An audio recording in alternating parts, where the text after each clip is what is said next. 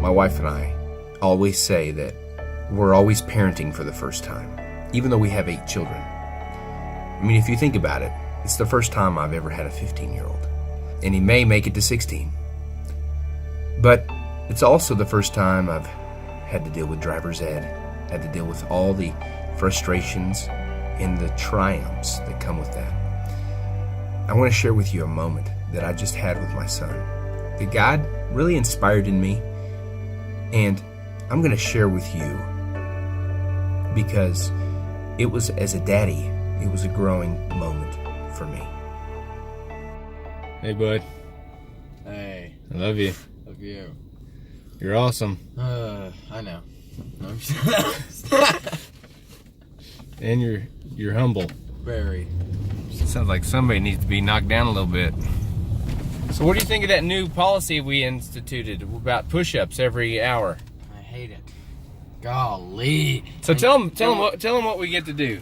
Well, Dad has a new policy so that every single hour of the day we have to do 20 push-ups. Yeah. Until 9 o'clock. Until 9 o'clock at night. So... Starting at what, like 7? Starting at like 7 or 8, and then all the way to 9. Hey, it's okay. What is it, like 300 push-ups a day?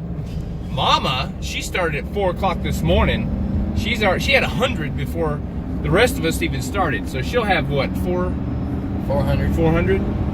So.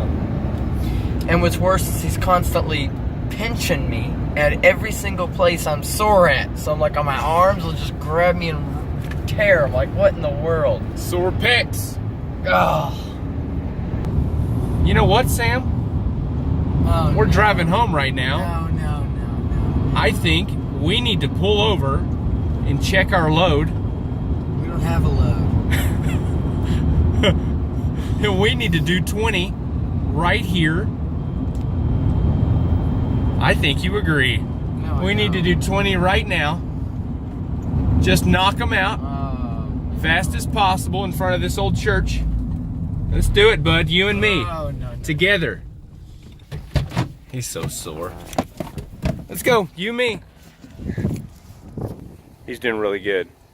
This kid is actually outgrown himself. So his muscles and his strength are having to catch up. So this is good for him. Doing good, son. Oh, you're doing great. Here you go. Me a Dr. Pepper. I do I? All right. Now, I got a phone call from Sam's mom. And she says, you know, I'm so proud of my son, and I think he's so great. Oh, no. You know what you need to do, Jake? Today's the day. I said, is it the day? And she said, it's the day.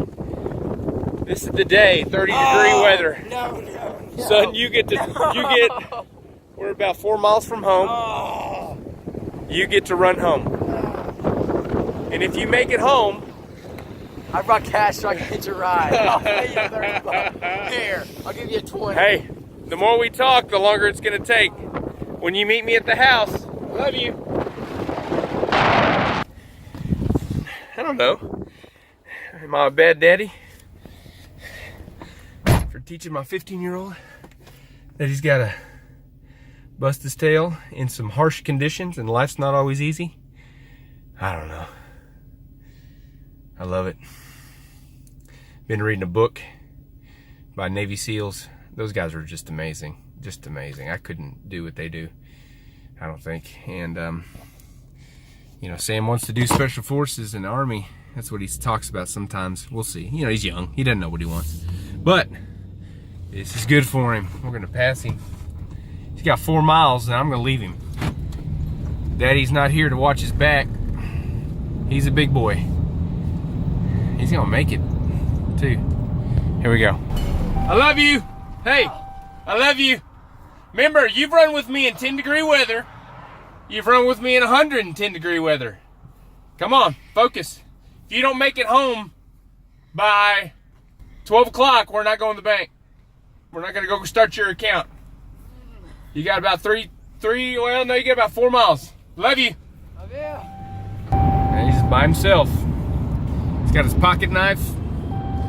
And he's got his size. That's what he's got.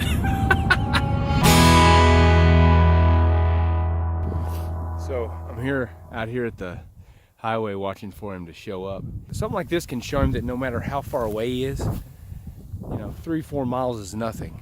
And no matter how cold it is, he can always get himself to shelter. He can always be safe. He can always handle himself. It'll give him confidence, I'm waiting on him. He's way up there. He'll be coming around there pretty soon. Yep, there he is. You see him? See that black dot? Black dot right there. All right, where's he at? Here he comes. What a stud! You got a 10-minute mile. You just dropped something. What is that? Matt, go pick it up, whatever you dropped. There he goes.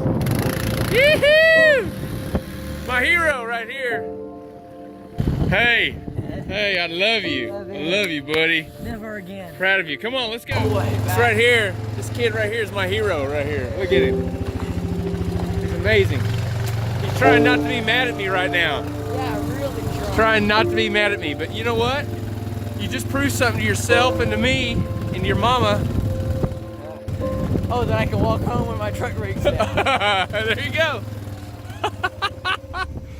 So you see, boy. this was a moment that I was really able to hopefully ingrain in my son's heart a confidence, even in the midst of his not enjoying it, right? I mean, let's think about this.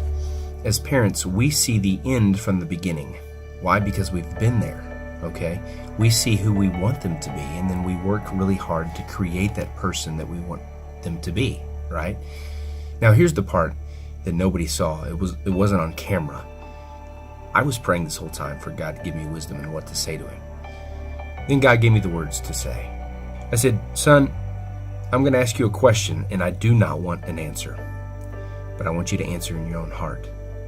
When I dropped you off and I set that task before you, did you give it everything you had to complete that task? He started to answer me, and I said, stop. No. Don't answer me. And he said, but Dad, I said, no. I told him, I said, you see, I'm perfectly content believing that I gave you a task and you did all you could to complete it for me. That you had the honor, that you had the integrity and the wits about you to do what needed to be done. Even when it was hard and difficult. By the way, it was cold too. He sat there for a minute and said, well, now I feel guilty. I said, I don't want to hear about it. He said, what do you mean? Don't you want me to tell you? And I said, no, I don't.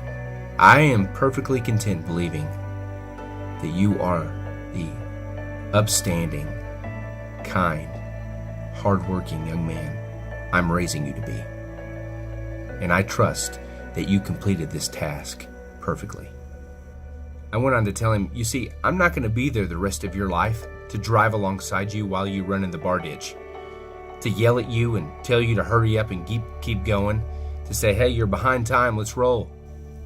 But see, you're going to have tasks the rest of your life, and you're going to have to complete them on your own. You're going to have your own drive, your own set of values and principles to live by.